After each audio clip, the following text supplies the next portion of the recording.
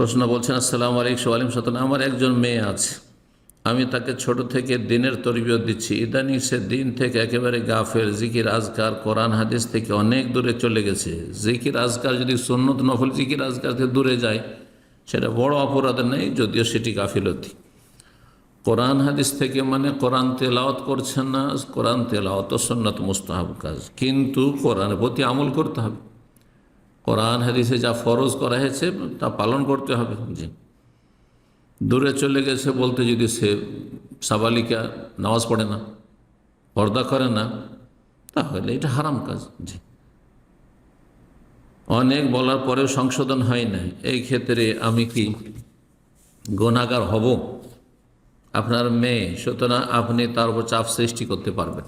জি, তার উপর চাপ সৃষ্টি করতে পারবেন, তার ভরণ পোষণ দিচ্ছেন আপনি, কিন্তু বিয়ে দিয়ে দেওয়ার পরে যখন স্বামীর ঘরে চলে যাবে তখন আপনার চাপ সৃষ্টি করার অধিকারও নেই, আর আপনাকে জবাব দিতে হবে না, তার স্বামীকে জবাব দিতে হবে যার অধীনে চলে গেছে।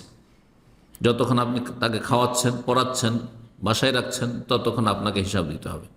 আপনি অবশ্যই যতটা আইনসঙ্গত চাপ সৃষ্টি করে সংশোধন করা সম্ভব তা করবেন আপনি। পারিবারিক বিচার সালিসের মাধ্যমে পরিবারের বংশের গোত্রের যেসব দায়িত্বশীল মুরব্বী রয়েছে তাদেরকে নিয়ে যদি একা না পারেন তাহলে তার সংশোধনের চেষ্টা করা ইত্যাদি। তার জন্য পাত্র খুঁজি দিনদার, সে চায় দুনিয়াদার, আল্লাহ হিদায়াত করুক। এমতো অবস্থা আমি তাকে বেনামাজির কাছে বিবাহ দিতে পারি কি না? মোটেই পারবেন না। বেনামাজিকে বিয়ে দেওয়া হারাম, বেনামাজির সাথে বিয়ে বসা হারাম। জি, বেনামাজি মেয়েকেও বিয়ে করা হারাম। জি, সেটাও জানি বেনামাজির কাছে বিবাহ দেওয়া জায়েজ নয়। জায়েজ নয় তাহলে কি করে দিতে পারেন? হারাম কাজ করতে পারেন? কখনো পারেন না। সে তো নামাজি চাই না, সে চাক না চাক বিনা বিবাহে থেকে যায়। যদি নামাজি না বিয়ে করে আপনি বিয়ে দেবেন না। আপনার বিবাহের সকল মাসালা আমি শুনেছি, তার অনুমতি ছাড়া নাকি বিবাহ দেওয়া যাবে না? জি না, এই ক্ষেত্রে অনুমতি গ্রহণযোগ্য না। সে যদি বলে আমি বেনামাজি বিয়ে করবো, নামাজি করবো না, না, বেনামাজি বিয়ে দেবেন না। বিয়ে করবেন না হয় বিনা স্বামীতে থেকে যাবে, কিন্তু আপনি বেনামাজিকে মেয়ে তুলে দিতে পারবেন না, বোন তুলে দিতে পারবেন না। এটি খেয়ানত। কিয়ামতের দিন হাশর মাঠে জবাব দিতে হবে। দয়া করে আপনার মূল্যবান পরামর্শ দিয়ে উপকৃত করবেন। যেমন বললাম, আল্লাহ হেদায়েত দান করে দোয়া করি, মেয়ের জন্য দোয়া করেন। দোয়ার বড় প্রভাব রয়েছে। কখন যে দোয়া কবুল হয়ে যাবে, বিভিন্ন সময়, যে সময়গুলিতে দোয়া কবুল হয়, যে অবস্থায় দোয়া কবুল হয়, সেই সময়গুলি, সেই অবস্থাগুলিতে দোয়া করবেন এবং তার হিতাকাঙ্ক্ষী হবেন।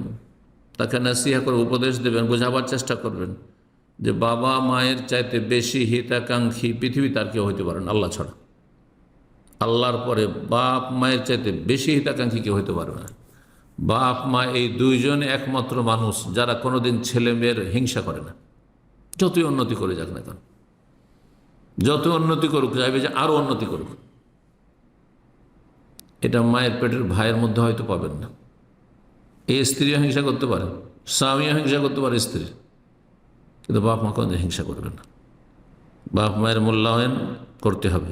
আল্লাহ রাব্বুল আলামিন যাদের বাবা মা বেঁচে আছে, জীবিত অবস্থায় যে হক রয়েছে সেগুলি আদায়ের তৌফিক দান করেন। যারা দুনিয়া থেকে চলে গেছেন তাদের রহম করেন। জি, তাদের হক আদায় করবেন যেভাবে হক আদায় করার কথা কোরআন সুন্নাহয় রয়েছে। দোয়া করবে তাদের জন্য, মাগফিরাতের জন্য, রহমতের জন্য, জান্নাতের জন্য।